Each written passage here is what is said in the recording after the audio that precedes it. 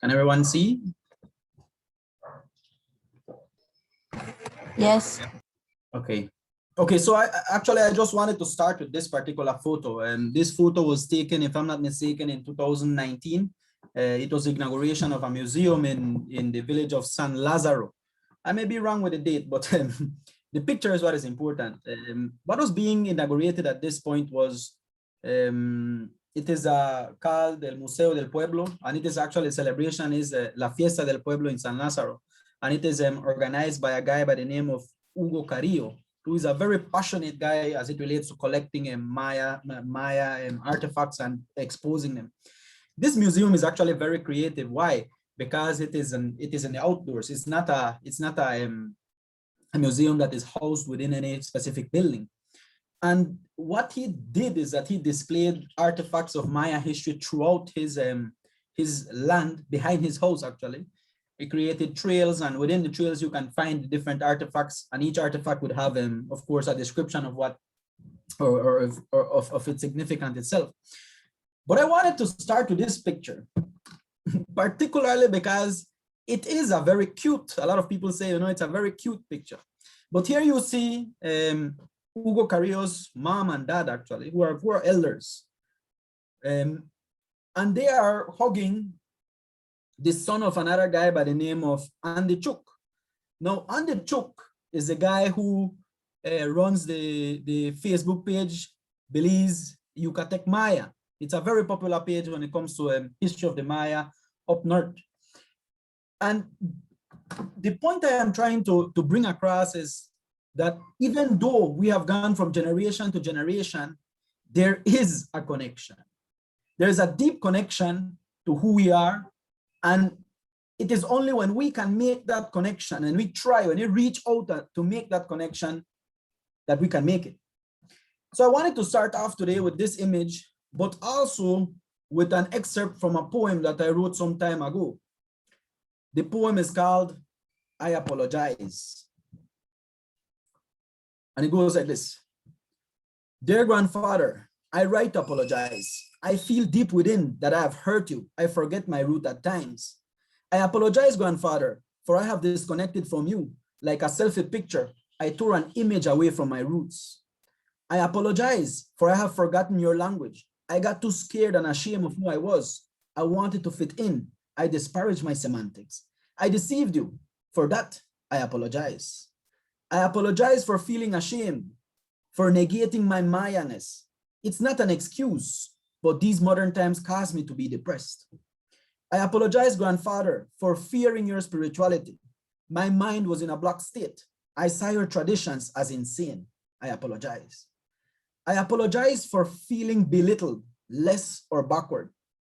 I lost myself in these times. Grandfather, forgive me. For these and other things, I apologize. Okay, so let me begin my presentation. Well, my actual or official presentation, although I have started, right? So today what we're going to be talking about is basically the connection between the caste war and what occurred in the area of Belize, which was back then British Honduras.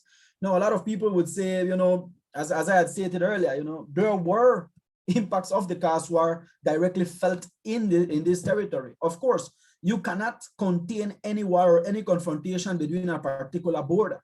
And today we're going to be looking at that. We want to take a look at the impact of the caste war in British Honduras, particularly through the lens of trying to understand the migration issue, which was mostly a refugee issue, not necessarily a voluntary migration scenario. And secondly, we want to look at the confrontations between the Maya in British Honduras, the Maya and the British in British Honduras. Of course, within the discussion that we had in our previous lecture, one of the things that we outlined was the fact that there was a particular Maya group that had claims over a particular territory that was part of Belize, and that group was the Ikaiche. But that group was confronted or was confronting later on when the Maya split with the Santa Cruz. So of course, these are the two major groups that are fighting. And this fight basically reaches the borders of British Honduras. So let me just play this video. Let's hope that I'm not sure if I need to mute my, but if I need to mute my mic, but if there's a need, just let me know.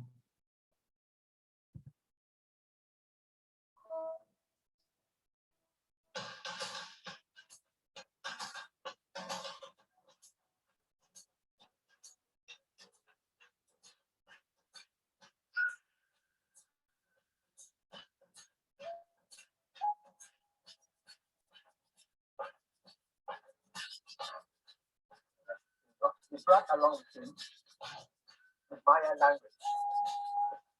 I am very proud of it. I'm very proud of it. Look at Maya.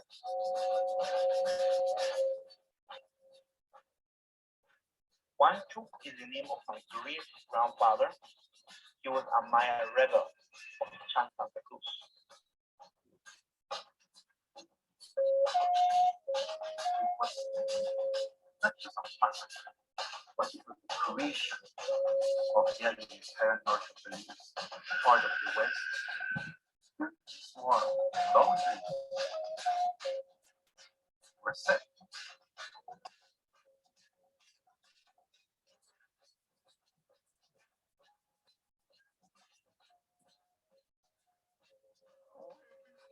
I think the Santa Cruz.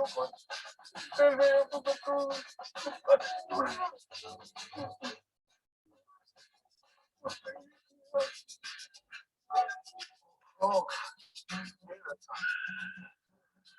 so that we learn about history, love our roots. I love my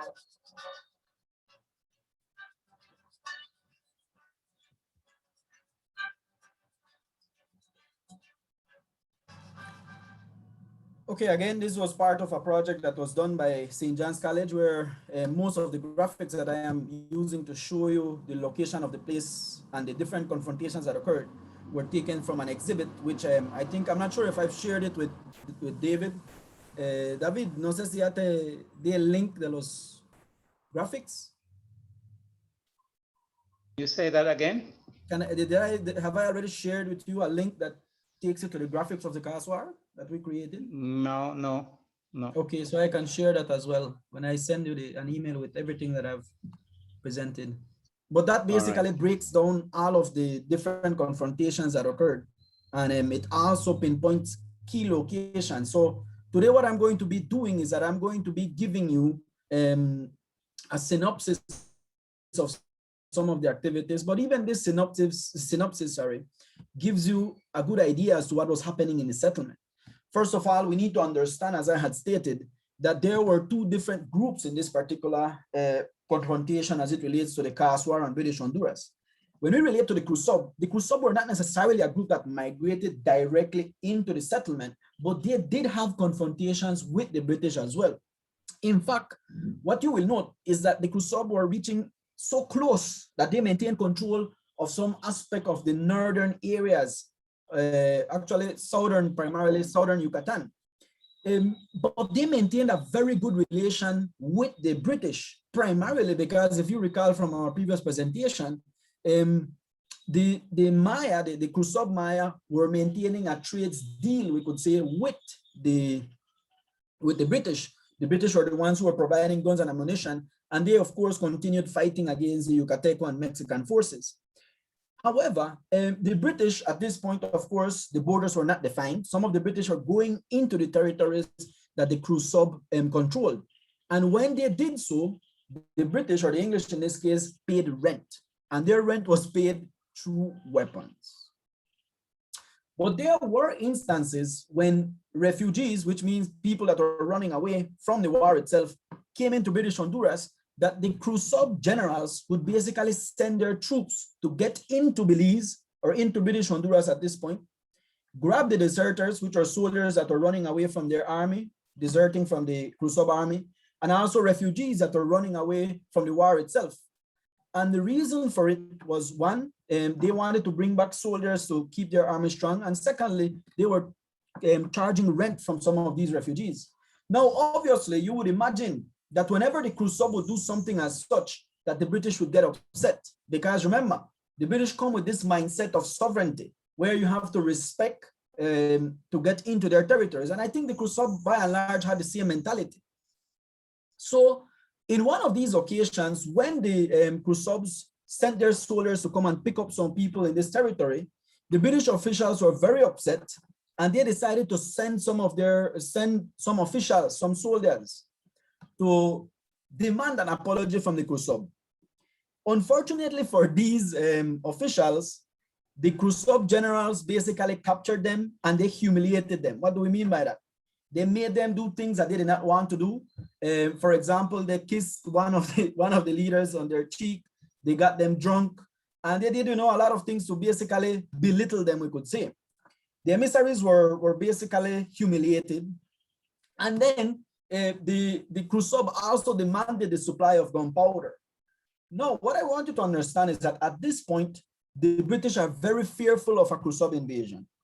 The British, when they receive, when these two emissaries come back, the British are very fearful of all of this and actually begin to see how they could get their soldiers and get some sort of resistance organized for the northernmost tip of what was then British Honduras. However, the Crusoe never really attacked the settlement of British Honduras.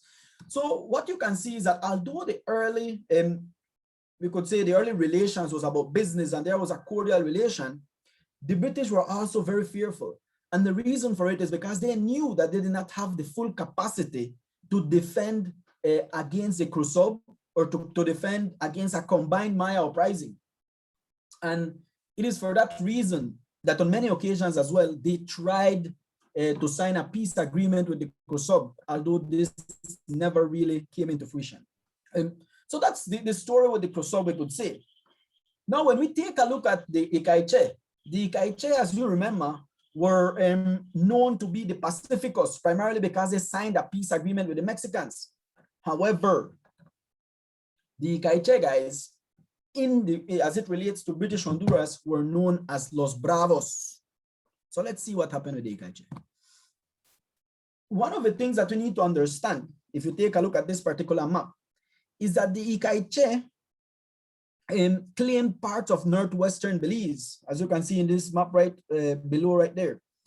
They actually claimed some of these areas and controlled these areas. In fact, such was their control, we could say, that the British also paid them rent. So the British, when they came into these territories, they paid them rent. And whenever the British did not pay rent, the Icaiche would treat them as intruders or trespassers. So there was a level of respect by the British towards the Icaiche, which their capital was Santa Clara. And yes, David, I think your question was about Santa Clara yesterday. I confirmed it. Yes, it was that. But even so, with the Icaiche control, there were a lot of confrontations. Why?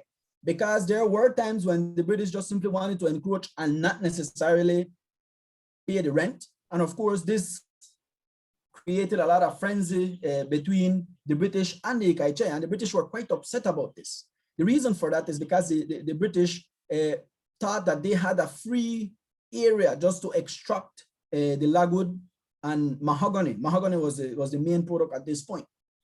In 1857, 1,000 Icaiche Maya migrated into the Yalbak area of Western Belize.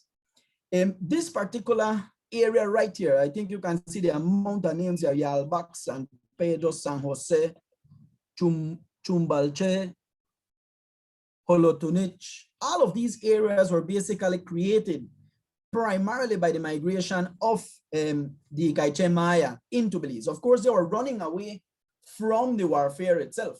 They created different village groupings and they had head villages. Some of the head villages included San Pedro, for example, and San Jose.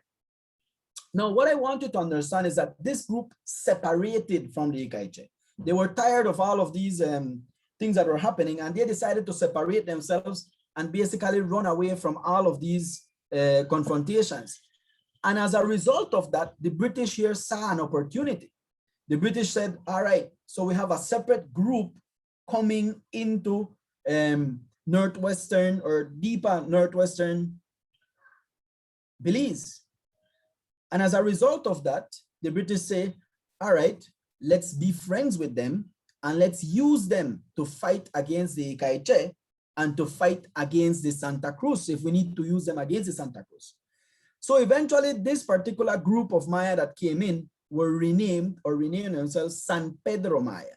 So here you have another group called San Pedro, but they're innately the same group that migrated, separating from the Icaiche. Their leader was Asuncion Ek, and the British gave them guns and ammunitions, one to capture any escaped prisoners, to prohibit the Maya from cutting mahogany, and to judge any minor cases in that area. So again, look at how the British are trying to encroach into these territories. The British are basically using the Maya against the Maya. Let them fight against each other, and then we just simply come in and extract the mahogany, which is what they wanted. Of course, you saw that the Icaiche were at some point functioning as that group, but they were not a significant group per se that could withstand all the might of the Icaiche if the Icaiche were coming in strong, we could say. Eventually, with the signing of the 1859 treaty that related to the westernmost border of Belize, you will note that the British and Guatemalans begin to outline the borders of Belize, and they begin to move in the northwestern areas, and this, of course, brought the British into direct confrontation with the Icaiche. So you will note, guys, that the Icaiche are the ones who are saying we are the owners of all of this territory, and the British are now coming in. Now the British are legally being given through this treaty, the 1859 treaty. They're now sort of quote unquote legally being given ownership of all of this territory. Remember that, assuming that at this point the treaty is something that is legally binding, right? So in this case, when the British get in to actually demarcate the border, the Icaiche begin to attack.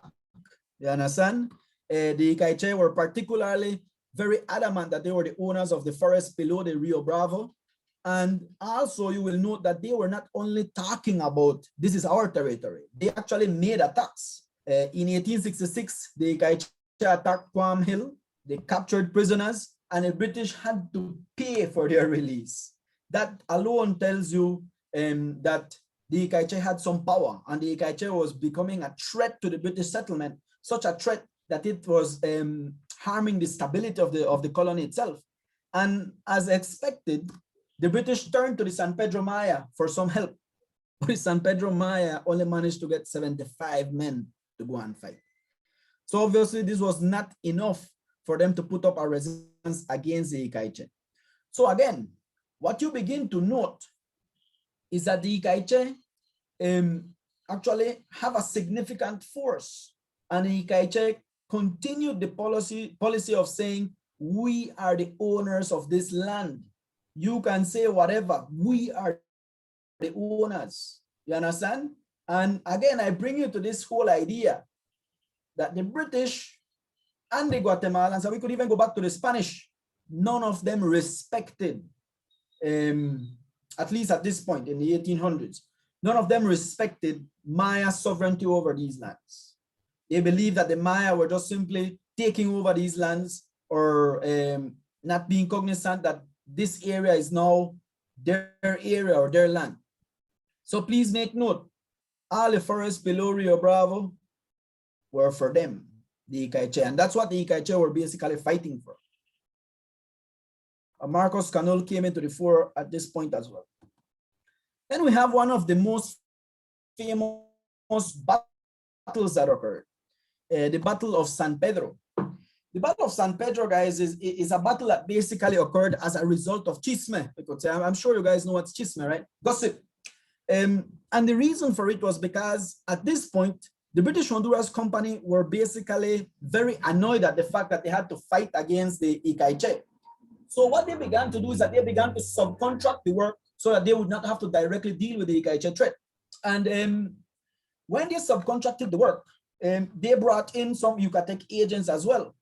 And the Icaiche agents disliked Asuncion Ek. And the reason for it was because at Asuncion Ek, whenever any abuse would happen to any of the Maya workers, Asuncion Ek would raise his voice and basically defend them. So the Yucatec agents began to spread false information. They went to Captain Delmer and told them that the San Pedro Maya were going to revolt. So Captain Delmer basically organized a contingent, and they decided to go to San Pedro and basically arrest the whole situation and stop this uprising from happening. However, at the same time, Eck heard that the British were coming to arrest him. So when the British came to San Pedro, the British were actually received by 200 armed men. 200 armed men. And the San Pedro Maya basically explained themselves. There was no confrontation at this point. The San Pedro Maya basically explained themselves by stating, oh, we're waiting for an attack. We're expecting an attack from Marcos Canul and the Icaiche. But of course, the British, although the British went back, the British concluded that the Maya had joined forces and the British went on the attack. Let's see what happens. The British eventually create a particular plan as to how they're going to fight.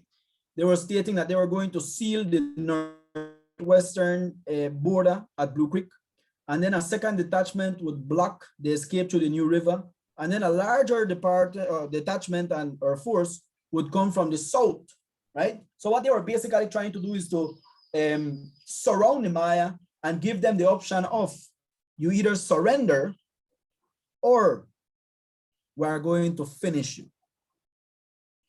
However, although they have all of this, they had all of this plan quite clear, the Maya led by Raphael Chan basically ambushed the crew that was coming from the south. And Raphael Chan basically, there were about 20 minutes of action here. The British had some casualties, and therefore the British retreated to Belizean. And when the British retreated to Belizean, they began to call on all the soldiers to come and defend the town because they were expecting an attack from the Maya, an attack, by the way, which never occurred. So eventually what you note is that the governor, Governor Grant, that came from Jamaica at this point, basically came to arrest the situation, to calm the situation as well. He came in and demanded that, all rent payments are to be stopped, that the northwestern border, military post should be open at the northwestern border, military post should be open at the Belize River and Blue Creek. Oh, sorry, not the northwestern border, they should open it completely, sorry, not open a military post there, that they should open completely the northwestern border, that they should have military posts at Belize River and Blue Creek, a permanent police force was to be established, and they also were to purchase an armed steamer. So this was all to bring peace, we could say, to the English settlers. But of course, it was also a call for defense of the settlement to an extent against the Maya. However, the Maya did not back down. The Maya attacked Indian church. Then the British reacted by torching villages. And we could say, arguably, this particular Maya threat paralyzed the whole colony. The colony was paralyzed almost completely. There was widespread fear of the impact or the attack of a Maya uprising. And then because of the torching of the villages itself that happened in 1867, many of the Maya retreated farther into the western areas, and they returned until almost 12 to 13 years after, in 1888, and they began to recreate their little villages and so forth.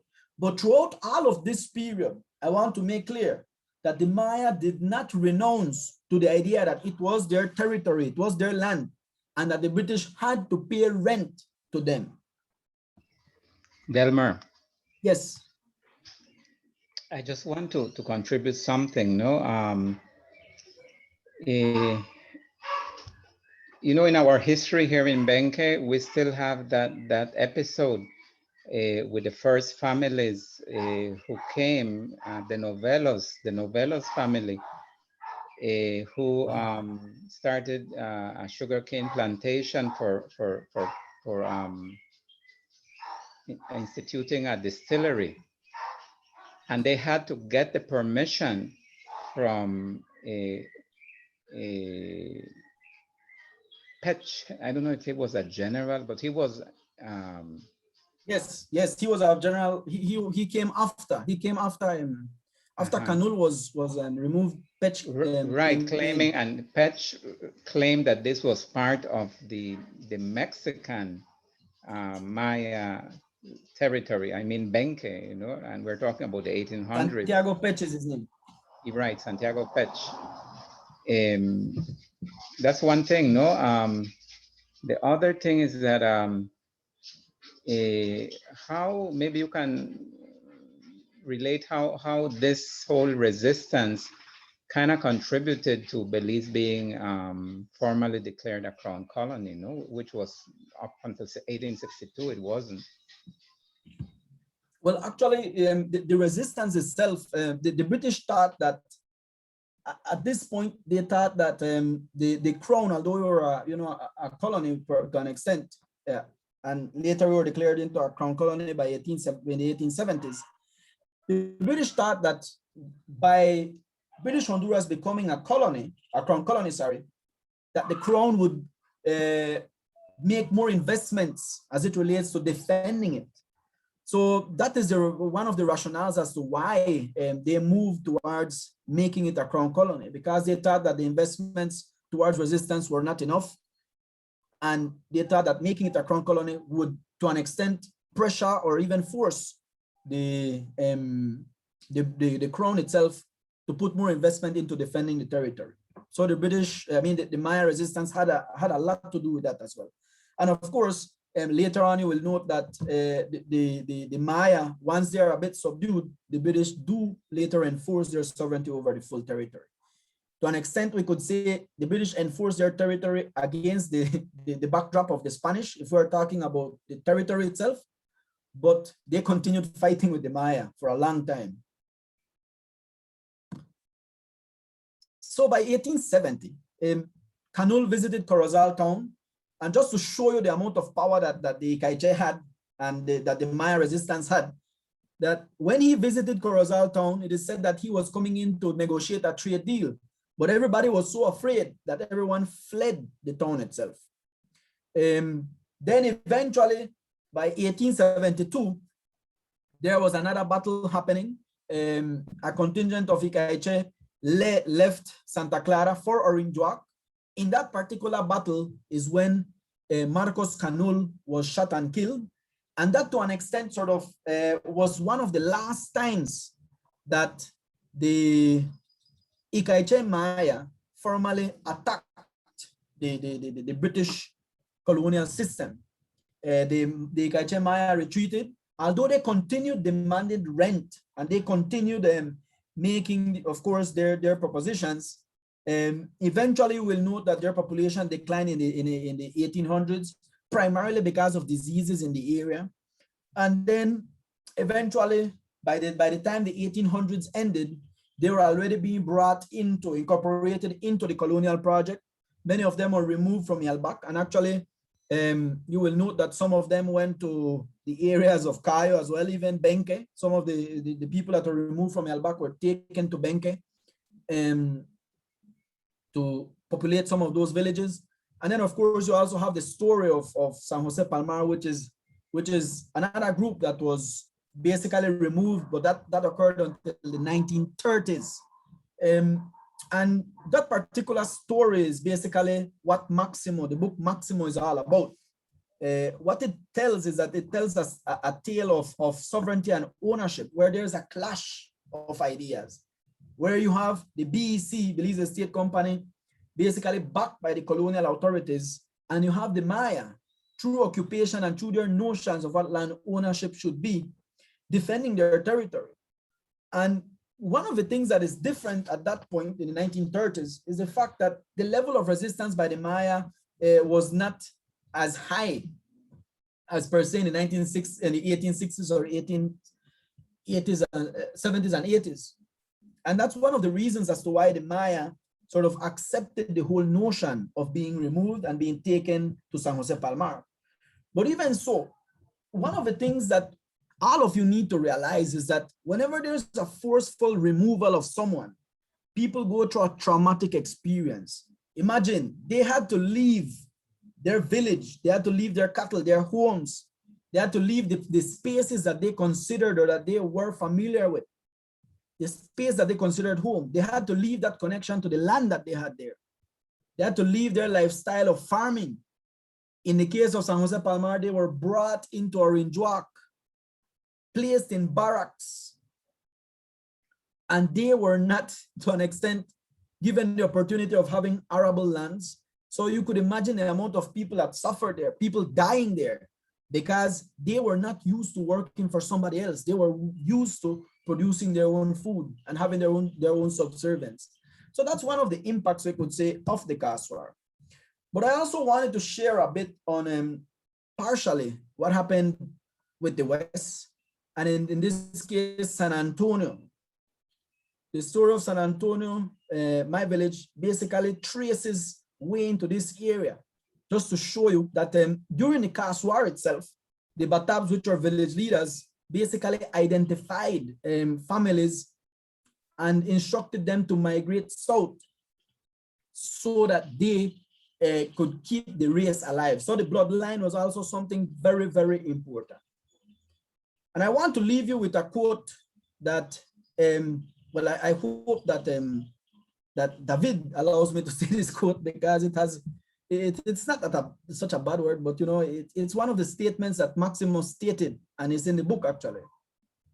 When he was tried, when he was being bribed by the Belizean state company, and primarily they were giving him land, they were giving him money in exchange for him to leave his family, to leave, not his family, sorry, the village, leave all the people there, we're going to remove them, you will have money and so forth. He said, and I'll say it in Spanish, somos indios, somos pobres, pero no somos pendejos. Thank you, guys.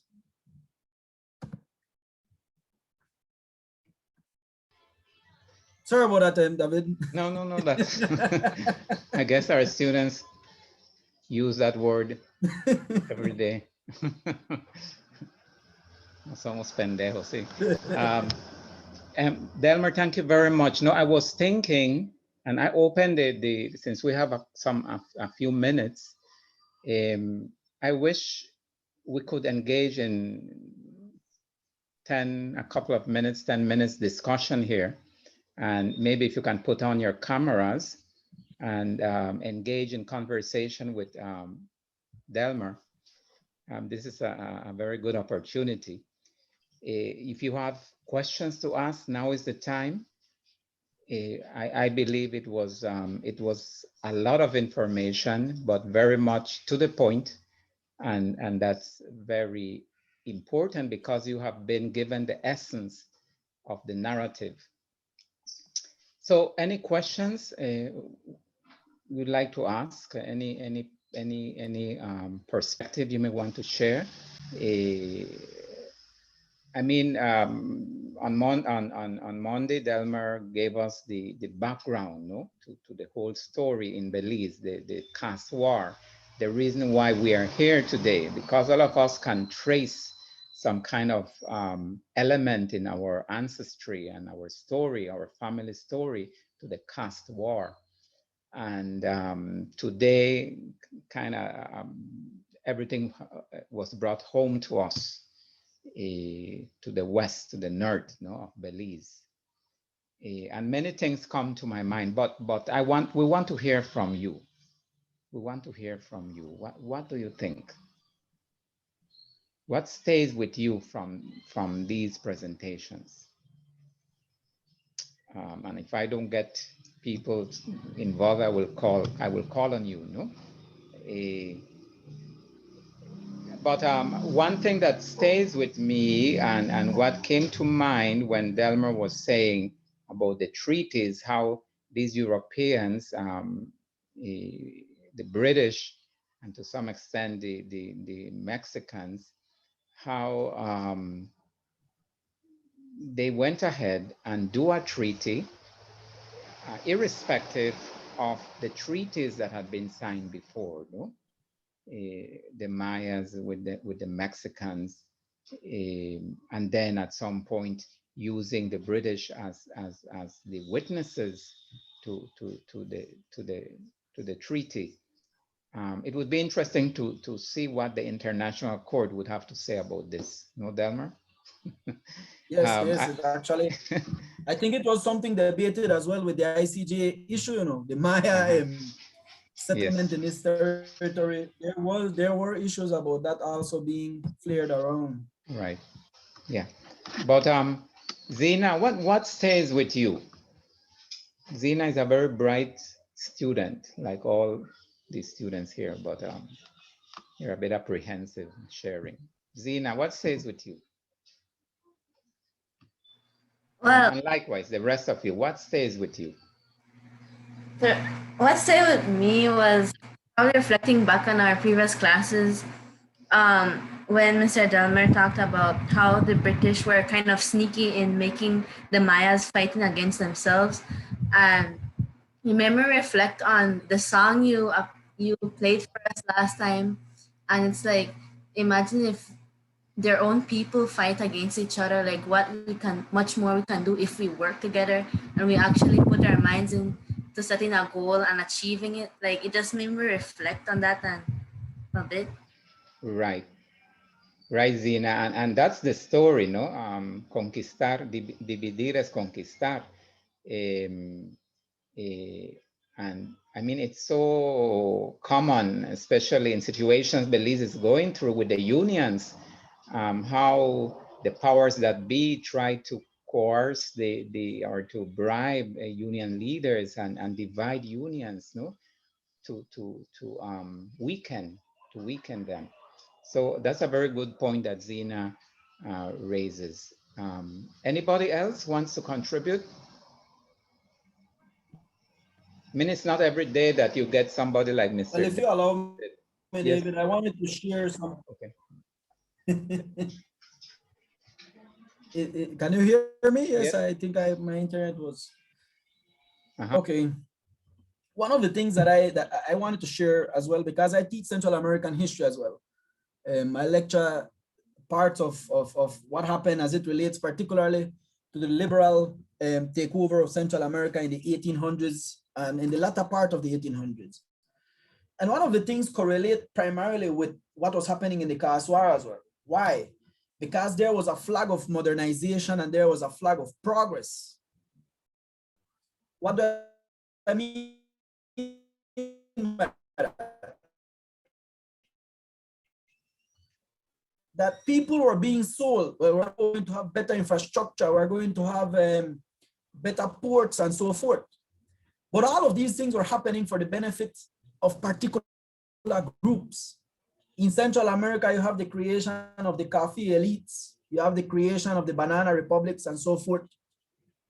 And you note that for some reason, we always come with this notion that development is always a positive thing.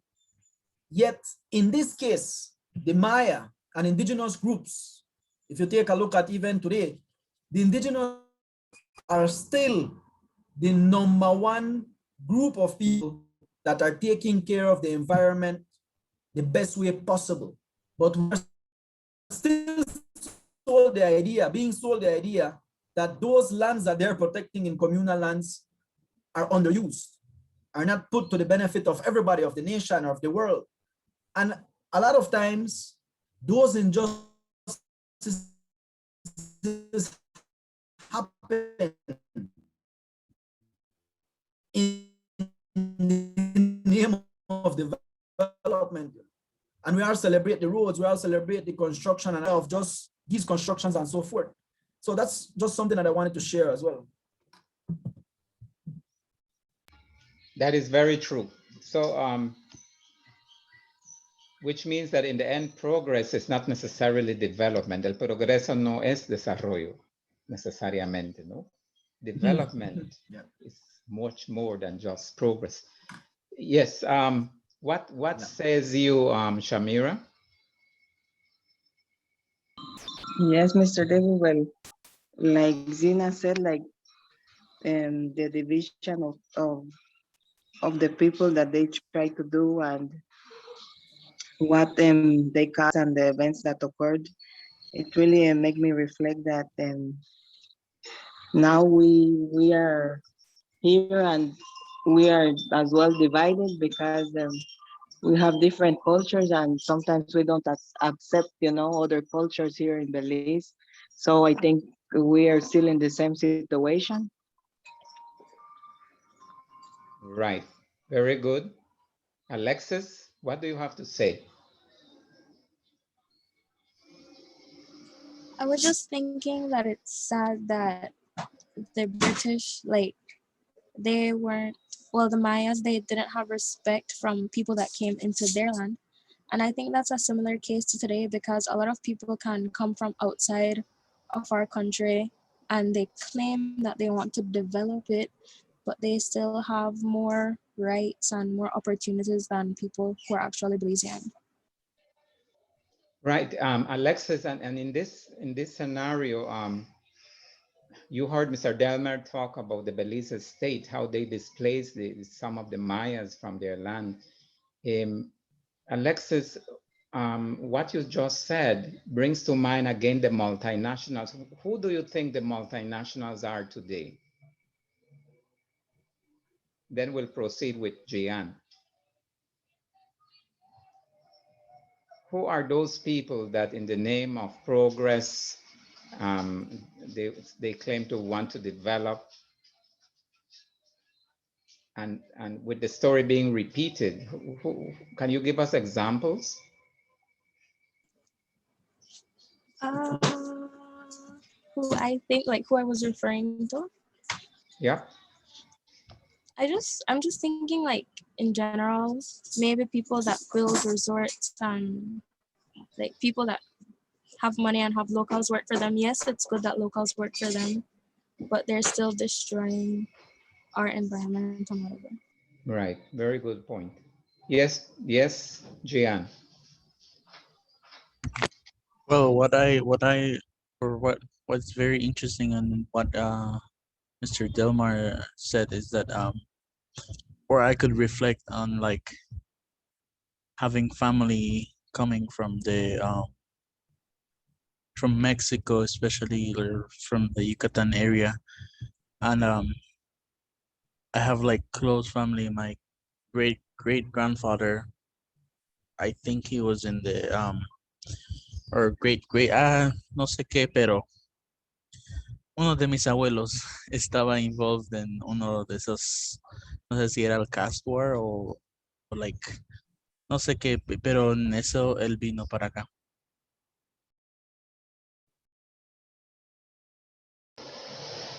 The Mexican Revolution. Algo así. So are you proud of that? No sé qué decir. You need to do a bit of research, no? Gian. You're an interesting mix because you have Lebanese, you have Maya. I know you have Maya somewhere. Maya, ¿de dónde, maestro? And Mexican. But somebody just... Lo que sé que solo Mexican, Lebanese y Guatemalan. No Mayan. You need to do you need to do a DNA test. Chinese. Somebody says the Chinese is an example. Noelia, what makes you say that? That's in response to Alexis saying that some people just come and in the name of development or progress, they end up not helping out. What makes you say to the Chinese is an example? I was saying like the Chinese is an example because Alexis also said like they get more benefits. So especially Belizean people, like when they're not actually helping out, because when a Belizean opens a business like a restaurant or something like that, they don't want to buy from their own people. So the own people, like the Belizean people, would rather go buy from the Chinese, and they have more benefits because have more money because people support them more. So they just go and pay an already Belizeans like a couple of hundreds. Right.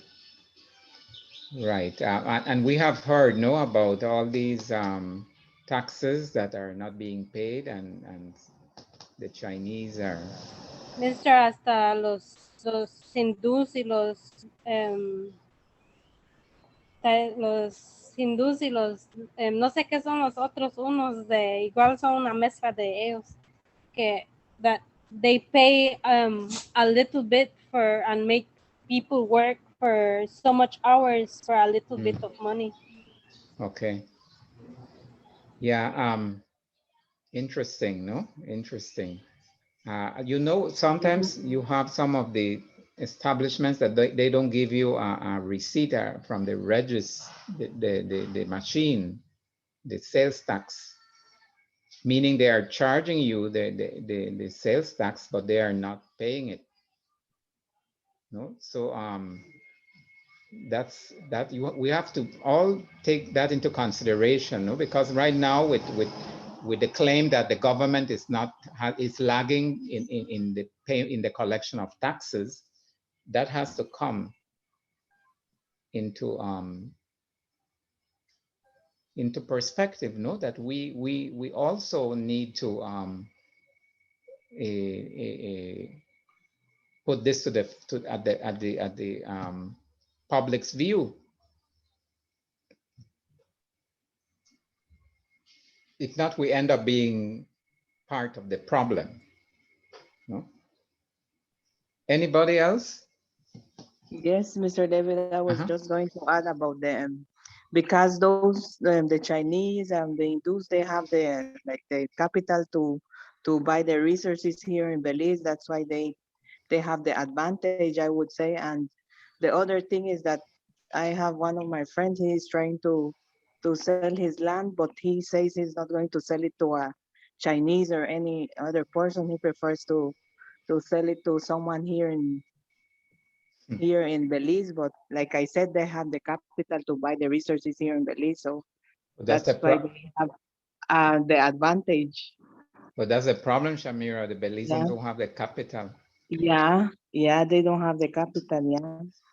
So the question is, how can we Belizeans build on our capital?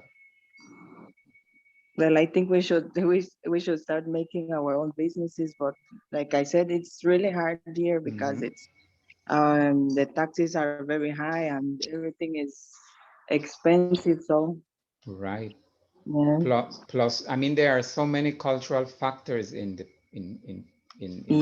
game, no? Like one, I believe we Belizeans are not very good at saving. Right? We don't save. But that's yes, we don't save, but I think the Pero sa culture iso para gastar mais siya. very different here because we prefer to buy other things than they save than save. Yeah. Right. Good. We have 1 more minute or 2 minutes. Anybody else wants to say something?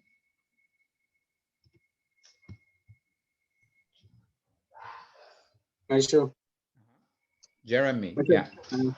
Pues creo que fue algo bueno lo que aprendimos hoy, right? Porque like for me, yo tengo descendientes mayas y pues tengo familia de antepasados mayas y pues por lo que yo sé, una de familias mayas se casó con un black slavery y de lo que sé, pero siempre yo he escuchado historias de mis antepasados mayas, pero pues siempre me han preguntado like, qué pasaron con ella, right? Aunque sé que pues hay gente maya ahorita aquí, pero qué pasó obviamente con los verdaderos maya, right?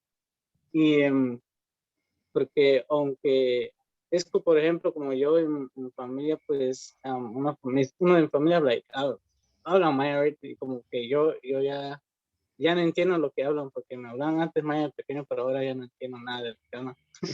Y creo que es importante lo que aprendimos, porque aprendí algo de los mayas, de los antepasados, algo que no sabía yo. Pero yo te he oído decir shish, kuch, suts, ¿sabes Sí, algo? ajá, algo mucho, pero realmente lo único que me recuerdo yo solo hablaba malas palabras en maya. Okay. Solo eso es lo que se le queda. Thank you for the input, Jeremy. Winston, you have the last word. We haven't heard from you, Winston.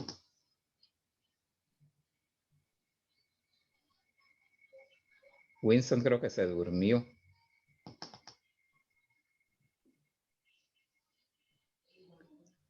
Okay, Delcy, where are you, Delcy? Here, mister. Okay, you have the last word since Winston is not around.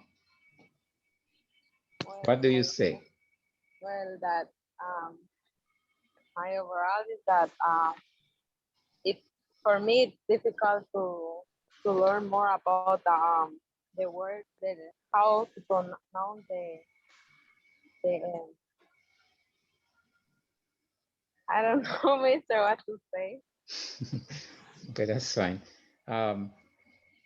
What I want you to understand at this point, you know, when I ask Alexis about the multinationals, is to think, when you go home, think about all these foreign interests, and it doesn't have also to be foreign interests, but sometimes local. At the local level, people who in the name of progress, development, end up trampling over the interests of the majority.